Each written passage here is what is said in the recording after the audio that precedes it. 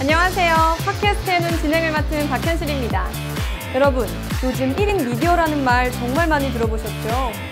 최근 이 포맷을 활용한 예능 프로그램까지 나올 정도로 그 인기는 실로 대단한데요. 그 대표적인 예가 바로 팟캐스트입니다. 정치적 이슈부터 옆집 언니가 전해주는 것 같은 친근한 이야기까지 팟캐스트에는 참 다양한 이야기들로 가득한데요. 그래서 준비했습니다.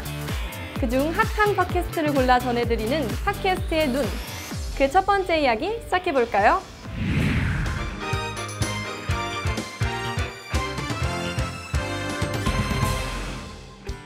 첫 번째 팟캐스트는 최박의 정책 정답입니다. 최박의 정책 정답은 사회학 최영기 박사님의 진행으로 이루어지는데요. 정치적 이슈를 바라보는 사회 문화적 해석이 더해져 흥미롭다는 평가를 받고 있습니다. 이번 주제는 국회법 개정안입니다. 개정안은 정부의 시행령을 국회가 수정 및 변경할 수 있도록 하는 내용을 담고 있는데요. 하지만 최근 박 대통령이 이를 거부하면서 큰 논란이 되고 있죠. 최영기 박사, 그는 이 사건을 어떻게 바라봤을까요? 최근에 국회에서 통과시킨 정부의 시행령, 정부 시행령 수정 권한 강화를 골자로 한 국회법 개정안에 대한 것입니다. 이를 둘러싸고 정치권에서 다양한 의견들이 나오고 있습니다. 참 복잡한 문제이긴 합니다만 대통령께서는 이 개정안에 대한 거부권 행사 가능성을 강력하게 시사했습니다. 한번 살펴보죠. 첫 번째, 이 문제가 위헌이라고 하는 문제에 대한 것입니다. 자, 어떤 측면에서 위헌이라고 하냐 하면은 우리나라 헌법에서는 삼권 분립이 명확하게 명시가 되어 있죠. 입법, 사법, 행정부의 권한이 명시가 되어 있는데, 자, 국회는 이에 근거해서 국회는 법을 만들고요. 법을 제정하거나 개정하죠. 행정부는 이에 따라서 시행령을 만듭니다. 또 사법부는 이에 대한 이들 둘 간의 어떤 경계, 역할의 경계에 대한 판단을 하고 있습니다. 그런데 국회가 시행령을 수정할 수 있도록, 즉 시행령 수정을 명령할 수 있도록 한다면, 강제적으로 할 수 있다고 한다면 행정부에서 가지고 있는 입법부에 대한 견제 권한이라고도 할 수 있는 이 시행령을 만드는 권한이 대폭 축소되어질 수밖에 없습니다. 행정부의 입법부 견제를 가능하게 하는 방법이 사실상 없어지게 되는 것이죠. 또한 사법부의 권한까지도 입법부가 침해할 수 있는 가능성도 열리게 되는 것입니다. 그렇기 때문에 결국 이렇게 됐을 때 입법부의 권한이 행정과 사법부의 권한을 침해하거나 또는 지배할 수 있는 그런 불균형 사태가 발생할 것이다 라고 하는 측면에서 위헌에 대한 의견이 있습니다. 객관적으로 볼 때 충분히 가능한 논리라고 볼 수 있습니다. 최근에 이 국회에서 통과시킨 국회법 개정안이 위헌이 아니다라고 하는 것은 그러기 위해서는 기본적으로 구성되어야 되는 몇 가지 전제 조건이 필요한 것 같습니다. 첫 번째, 국회가 개정한 이 시행령 강화 방안, 수정 강화 방안이 강제성이 없어야 됩니다. 즉 행정부의 권한을 침해하지 말아야 된다는 것이죠. 그런데 이에 대해서 여야가 다른 입장을 갖고 있죠. 야당은 강제성이 있다라고 하고 여당에서는 강제성이 없다라고도 얘기합니다. 명확하지 않기 때문에 문제가 있다라는 거고요. 두 번째는 이 시행령 수정 강화가 문제가 없다고 하더라도 그렇다면 행정부에서 입법부를 견제할 수 있는 또 다른 어떤 명확한 도구가 있는가라고 하는 문제점입니다. 그 도구가 있다면 문제가 없겠죠. 그렇지만 없다면 문제가 있을 수밖에 없습니다. 그렇기 때문에 이를 종합해 봤을 때 정말 객관적으로 본다면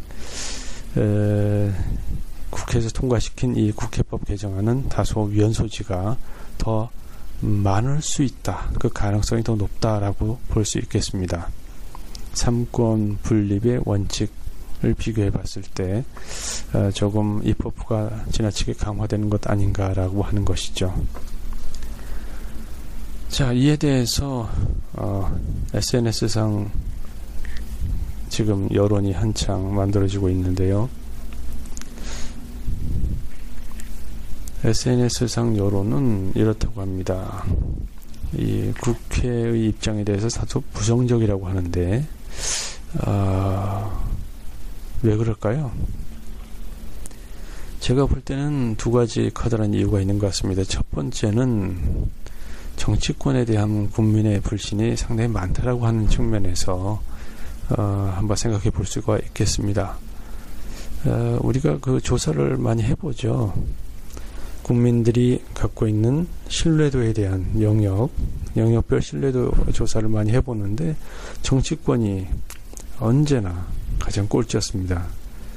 자, 국민들의 신뢰를 많이 받지 못하고 있는 이 정치권에서 낸 개정안이 상당히 커다란 파장을 일으키고 있고 갈등을 일으키고 있는데, 이에 대해서 국민들도 이 정치권에 대해서 그동안 갖지 못했던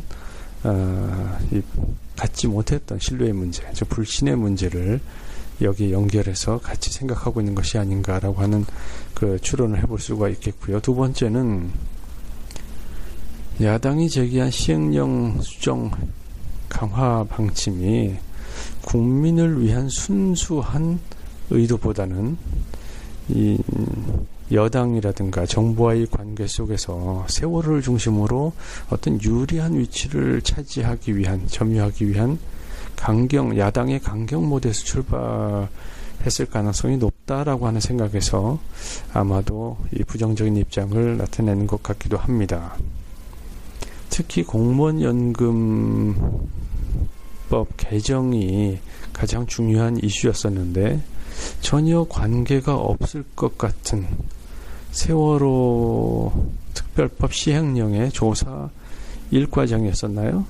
이 사람을 민간인으로 하자라고 하는 그 내용인데, 그것이 여기에 같이 결부되면서 국민들에게는 다소 납득하기 어려운 그런 불신의 문제로 다가왔었던 것이 아닌가라는 점입니다. 자, 문제는 이미 이 개정안이 통과됐다라는 것입니다. 객관적으로 봤을 때 위헌 가능성도 좀 있는 것 같고, 국민 여론도 국회에 유리하지 않은데, 그렇지만 이미 개정안은 통과됐다는 겁니다. 대통령께서는 이에 대한 거부권을 강력하게 시사를 하셨습니다. 그런데 여기에 대해서 만약에 여야가 계속 밀어붙인다면 어떻게 될까요? 단순하게 생각해 봤을 땐 그렇죠. 앞으로 발생할 모든 어떤 법적 또는 정책적인 문제는 이제 국회의 책임이 된다라는 겁니다. 국회가 시행령 수정 강화권을 갖고 있음에도 불구하고 이를 조정하지 못해서, 이를 강제하지 못해서 시행령이 잘못되고 그래서 이런 문제가 발생하는 것이 아닌가라고 하는 그런 비판들이 발생할 수 있다는 겁니다.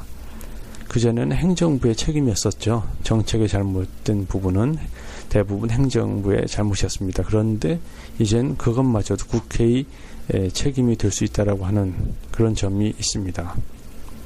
지금 현재 야당의 입장이 틀리고요. 여당에서도 또 의견이 나누어지는 것 같습니다. 어쨌든 이것이 잘 마무리되기를 바라는 마음은 모두가 하나일 거라고 생각합니다.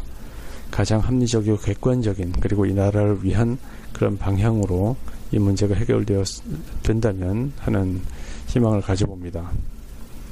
내년에 총선이 있습니다.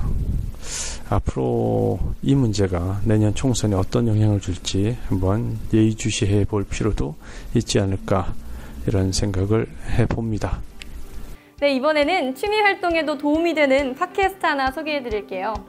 바로 뻔뻔하고 식상한 사진 찍기인데요. 사진가와 디렉터인 두 남자가 만나 현장 답사를 통해 사진 촬영 비법을 알려준다고 하는데요. 이번 주제는 한강 야경 촬영 비법입니다. 함께 보시죠.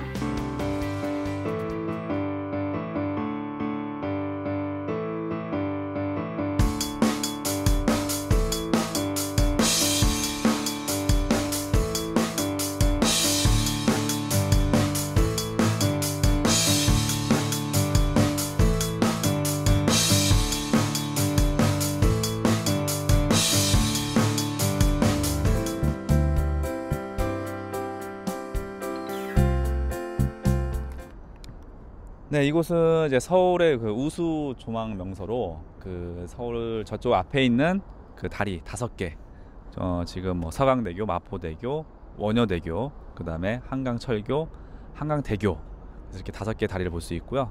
그 다음에 시야가 좋으면 남산하고 그 다음에 북한산까지 한눈에 이제 담을 수 있는 그런 촬영 명소입니다. 여기서 주요 포인트로 찍어야 될 것들이 뭐가 있을까요?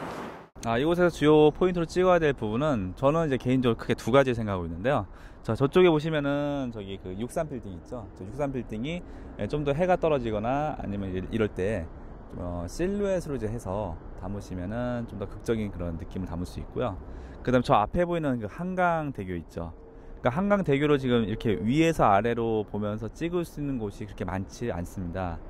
뭐 저쪽 그 다리 건너서 뭐 저 높은 건물로 올라가야 되는데 거기보다는 이곳이 더 뷰도 좋기 때문에 해가 떨어진 그 시점에서 이제 야경 촬영하게 되면 굉장히 또 멋진 풍경을 담을 수가 있습니다. 그럼 여기는 언제 와야 되나요? 자, 일단 그 풍경이나 이제 야경 촬영 중에 제일 중요한 게 이제 날씨입니다. 날씨 같은 경우는 이제 보통 무작정 그냥 와서 찍는 것보다 최소 뭐 하루 전이나 아니면 그 당일날 날씨 예보를 한번 이제 보시고요. 뭐 비 예보라든가 구름이 좀 많이 껴있는 그런 날씨만 피하신다면 아마 좋은 그런 야경이나 뭐 풍경 사진을 찍을 수가 있습니다. 그리고 보통 이제 비가 오고 개인 그 다음날 있죠. 그 다음날이 굉장히 또 공기도 맑고 하기 때문에 풍경이라든지 뭐 야경 촬영하기에는 굉장히 또 최적의 그 조건이라고 보시면 될 것 같습니다. 자, 야경 촬영을 이제 하기 위해서 이제 꼭 해야 될 3가지 행동이 있습니다. 뭐 보시면은 일단 ISO는 무조건 100. 여기서 이제 ISO를 뭐 200, 400 뭐 이렇게 있지만 자, 이렇게 높여주게 되면은 그만큼 노이즈가 많이 또 발생하기 때문에 야경 촬영에서는 무조건 100으로 이제 설정을 하고요. 그 다음에 그 렌즈나 아니면 카메라 자체에 그 흔들림 보정 기능이 있는 탑재된 장비들이 있습니다. 자, 요 장비 같은 경우는 이제 카메라 자체에 이제 요 흔들림 보정 기능이 있는데 이렇게 삼각대를 놓고 그 촬영하는 그 장노출의 그 사진에서는 이 흔들림 보정 기능을 반드시 끄고 촬영을 하면 되겠습니다. 자, 그다음 마지막으로 이제 그 렌즈 앞에 부착된 필터. 이 필터를 평소에는 계속 이제 마운트를 하고 다니는데요. 야경 촬영할 때는 요것도 이제 가급적 제거를 하고 뭐 크게 뭐 이게 있다고 해서 뭐 큰 불편함은 없는데요. 있게 되면은 뭐 빛 반사라든가 뭐 이런 게 있기 때문에 가급적 필터를 이렇게 지금처럼 빼서 촬영하는 게 더 좋습니다. 그리고 후드 가져오죠. 그래서 후드를 갖다가 이렇게 렌즈에 장착을 하고 촬영을 하시면 되겠습니다.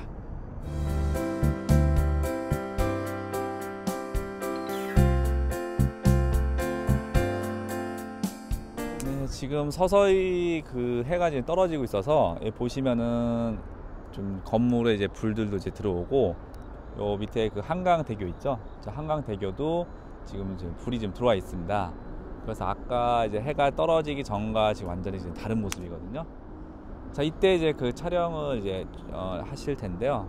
제일 중요한 거는 흔들리지 않는 그런 사진을 촬영을 해야 됩니다. 자, 그러기 위해서는 이 카메라에 어떤 릴리즈나 아니면 리모컨이 있어야 되는데, 자, 리모컨이나 그런 릴리즈가 없다 치면은 카메라에 그 타이머 기능이 있습니다. 그래서 그 타이머 기능을 이용해서 촬영을 하시면 됩니다.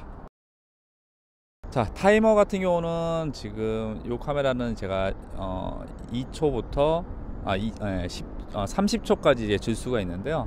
뭐 타이머를 그렇게 뭐 길게 줄 필요는 없고요. 뭐 짧게 주면 한 2초, 뭐 많이 주면 한 5초에서 뭐 10초 정도 이렇게 줘야 되는데, 주의해야 될 점은 이제 타이머를 선택을 해 놓고 그 다음에 제가 사진을 그 셔터 버튼을 딱 누르는데, 이때 누를 때 너무 세게 누르게 되면 이게 진동이 아마 있을 겁니다. 그래서 2초로 하게 되면 그 남아있는 진동 때문에 흔들린 사진이 될 수 있으니까 그때는 차라리 뭐 5초나 차라리 10초 정도 시간을 좀 길게 잡아두고 누르면, 자, 이런 식으로 타이머 기능을 이용한 그런 장노출의 사진을 담을 수가 있습니다. 보통 이제 그 풍경이나 야경 사진 하게 되면은 뭐 가로 사진을 이제 가장 많이 찍긴 하는데요. 어차피 온 김에 세로 사진도 한번 이렇게 한 컷 정도 더 담아보는 것도 좋습니다. 왜냐면은 뭐 설마 이곳에서 뭐 내가 뭐 세로 사진이 뭐 필요하겠어 하지만 세로 사진이 오히려 더 좋을 수도 있어요. 그래서 가로 사진을 기본으로 촬영하시고 조금 더 시간적 여유나 이런 부분이 있으시면 세로 컷도 한번 촬영하시면 오히려 더 좋은 사진을 담을 수가 있습니다.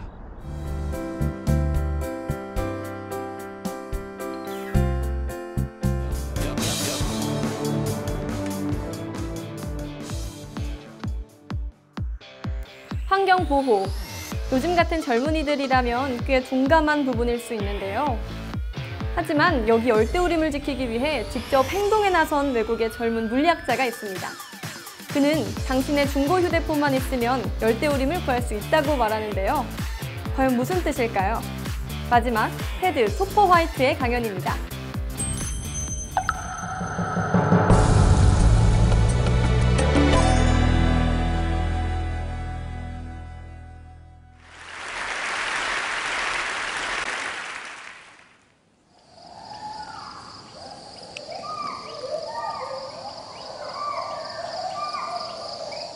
In the summer of 2011, as a tourist, I visited the rainforest of Borneo for the very first time.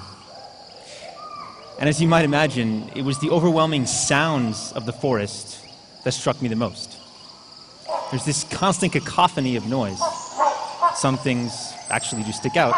For example, this here is a big bird, a hornbill, a rhinoceros hornbill. His buzzing is a cicada. This is a family of gibbons. It's actually singing to each other over a great distance. The place where this was recorded was in fact a gibbon reserve, which is why you can hear so many of them. But in fact, the most important noise that was coming out of the forest that time was one that I didn't notice. And in fact, nobody there had actually noticed it. So as I said, this was a gibbon reserve. They spend most of their time rehabilitating gibbons, but they also have to spend a lot of their time protecting their area from illegal logging that takes place on the side. And so if we take the sound of the forest and we actually turn down the gibbons, and the insects, and the rest, in the background the entire time, in the recording that you heard, was the sound of a chainsaw at great distance. They had 3 full-time guards who were posted around this sanctuary, whose job was in fact to guard against illegal logging. And one day we went walking, as tourists, out into the forest, and within 5 minutes walk, we stumbled upon somebody who was just sawing a tree down, 5 minutes walk, a few hundred meters from the ranger station. They hadn't been able to hear the chainsaws, because as you heard, the forest is very, very loud. It struck me as quite unacceptable, right? That in this modern time, just a few hundred meters away from a ranger station, in a sanctuary, that in fact nobody could hear somebody when a chainsaw gets fired up. I mean, it sounds impossible. But in fact, it was quite true. So how do we stop illegal logging, right? It's really tempting as an engineer always to come up with a high-tech, super crazy high-tech solution. But in fact, you're in the rainforest. It has to be simple. It has to be scalable. And so in fact, what we also noticed while we were there was that everything we needed was already there. We could build a system that would allow us to stop this using what's already there. Who was there? What was already in the forest? Well, we had people. We had this group there that was dedicated, 3 full-time guards that was dedicated to go and stop it. But they just needed to know what was happening out in the forest. The real surprise, this is the big one, is that there was connectivity out in the forest. There was cell phone service way out in the middle of nowhere. We're talking hundreds of kilometers from the nearest road. There's certainly no electricity, but they had very good cell phone service. These people in the towns were on Facebook all the time. They're surfing the web on their phones.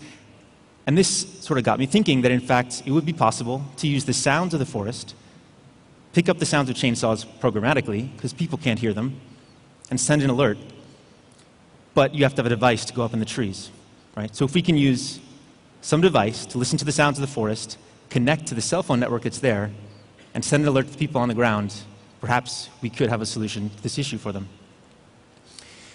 But in fact, let's take a moment to talk about saving the rainforest, because it's something that we've definitely all heard about forever. People in my generation have heard about saving the rainforest since we were kids. And seems that the message has never changed. We got to change, we got to save the rainforest. It's super urgent. This many football fields have been destroyed yesterday. And yet here we are, today, about half of the rainforest remains, and we have potentially more urgent problems like climate change. But in fact, this is a little known fact that I didn't realize at the time, deforestation accounts for more greenhouse gas than all of the world's planes, trains, cars, trucks, and ships combined. It's the second highest contributor to climate change. Also, according to Interpol, as much as 90% of the logging that takes place in the rainforest is illegal logging, right? Like the illegal logging that we saw. So if we can help people in the forest enforce the rules that are there, then in fact we could eat heavily into this 17% and potentially have a major impact in the short term. It might just be the cheapest, fastest way to fight climate change. And so here's the system that you imagine, right? It looks super high-tech. The moment a sound is heard, sound of a chainsaw is heard in the forest, device picks up the sound of the chainsaw, sends an alert through the standard GSM network that's already there to a ranger in the field who can in fact show up in real time and halt the logging. It's no more about going out and finding a tree that's been cut. It's not about seeing a tree from a satellite, an area that's been clear-cut. It's about real-time intervention, right? So I said it was the cheapest and fastest way to do it, but in fact, actually, as you saw, they weren't able to do it, so it may not be so cheap and fast. But if the devices in the trees were actually cell phones, it could be pretty cheap. Cell phones are thrown away by the hundreds of millions every year. Hundreds of millions in the US alone, not counting the rest of the world, which of course we should do. But in fact, cell phones are great. They're full of sensors. They can listen to the sounds of the forest. We do have to protect them. We have to put them in this box that you see here. And we do have to power them. Powering them is one of the greater engineering challenges that we had to deal with, because powering a cell phone under a tree canopy, any sort of solar power under a tree canopy, was an as yet unsolved problem. And that's this unique solar panel design that you see here, which in fact is built also from recycled byproducts of an industrial process. These are strips that are cut down. So this is me putting it all together in my parents' garage, actually. Thanks very much to them for allowing me to do that. As you can see, this is a device up in a tree. What you can see from here, perhaps, is that they are pretty well obscured up in the tree canopy at a distance. That's important because although they are able to hear chainsaw noises up to 1 kilometer in the distance, allowing them to cover about 3 square kilometers, if this one were to take them, it would make the area unprotected. So, does it actually work? Well, to test it, we took it back to Indonesia, not the same place, but another place, to another gibbon reserve that was threatened daily by illegal logging. On the very second day, it picked up illegal chainsaw noises. We were able to get a real-time alert. I got an email on my phone. Actually, we just climbed the tree. Everyone had just gotten back down. All these guys are smoking cigarettes. And then I get an email, and we all quiet down. And in fact, you can hear the chainsaw really, really faint in the background, but no one had noticed it until that moment. And so then we took off to actually stop these loggers. I was pretty nervous. This is the moment where we've actually arrived close to where the loggers are. This is the moment you can see where I'm actually regretting perhaps the entire endeavor. I'm not really sure what's on the other side of this hill. That guy is much braver than I am, Shenny. Okay, but he went, so I had to go walking up. And in fact, we made it over the hill and interrupted the loggers in the act. For them, it was such a surprise. They had never, ever been interrupted before, that it was such an impressive event for them that we've heard from our partners they have not been back since. They were, in fact, great guys. They showed us how the entire operation works. And what they really convinced us on the spot was that if you can show up in real time and stop people, it's enough of a deterrent, they won't come back. So, thank you.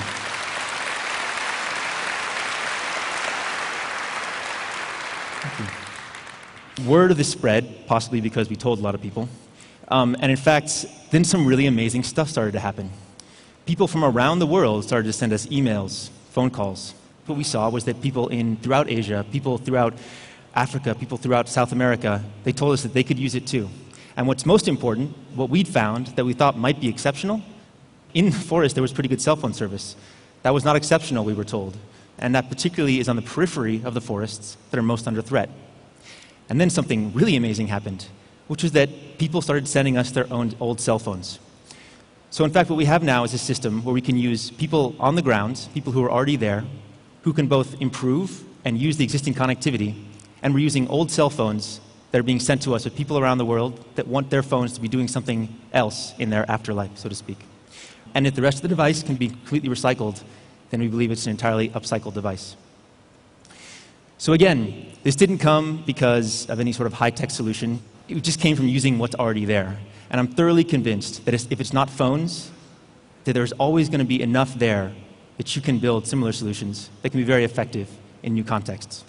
Thank you very much.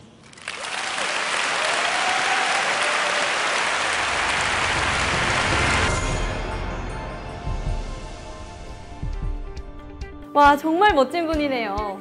생각을 행동으로 옮기는 지성. 또 내가 가진 쓸모없는 것이 때로는 세상을 변화시키는 힘이 될 수 있다는 것까지 절대 잊지 말아야겠네요. 다음 주엔 또 어떤 팟캐스트가 기다리고 있을까요? 보고 싶거나 듣고 싶은 팟캐스트가 있다면 아래 나가는 한국 여론방송 페이스북 주소로 댓글을 남겨주세요. 저희 팟캐스트의 눈은 항상 여러분과 함께합니다. 그럼 다음 주에 찾아올게요. 팟캐스트를 바라보는 유쾌한 시선, 팟캐스트의 눈.